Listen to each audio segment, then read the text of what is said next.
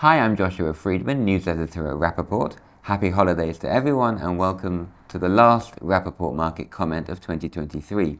Thanks to our sponsor, Rapnet. A lot has happened on the issue of Russian diamonds this month. Here's a summary. On December the 6th, after months of speculation, the leaders of the G7 group, that's the US, the European Union, the UK and others, declared that they plan to restrict imports of Russian diamonds from January the 1st, almost 2 years after Russia invaded Ukraine. From March the 1st, the ban will apply even to diamonds that were mined in Russia but manufactured in another country. By September the 1st, a verification and certification mechanism for rough diamonds will be in place. However, the G7 is just a forum of countries and doesn't itself implement or enforce rules. That's the job of the members' governments. And this is why in the weeks following the G7 announcement, the US, the European Union, Japan, Canada and the UK all outlined their own plans to keep Russian goods out of the supply chain. The governments differed in what they said. Canada and the UK gave updates to their existing sanctions that were not the most enlightening. Japan said it would introduce a ban, but was vague about it. That leaves the two most important G7 participants from the diamond industry's perspective, the US and the European Union. The US said little, but it did make an important change to its rules. In an executive order, President Joe Biden essentially removed the principle of substantial transformation.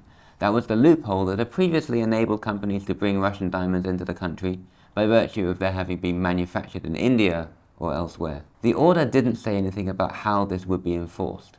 The most detailed plan came from the European Union, which contains Antwerp, the G7's biggest rough trading hub.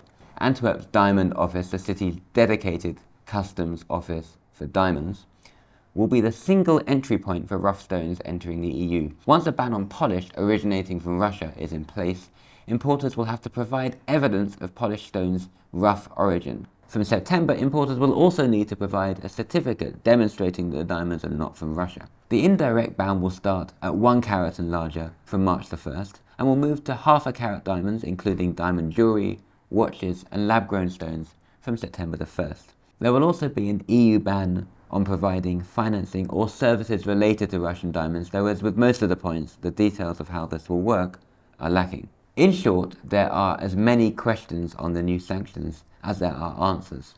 The main change will happen on March the 1st, when the ban spreads to polished diamonds.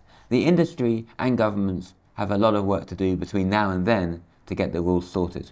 If you like this video, please subscribe to get every new one we make on a weekly basis, discussing trends and analysis in the diamond industry. This video is brought to you by Rapnet, the world's largest and most trusted diamond trading network.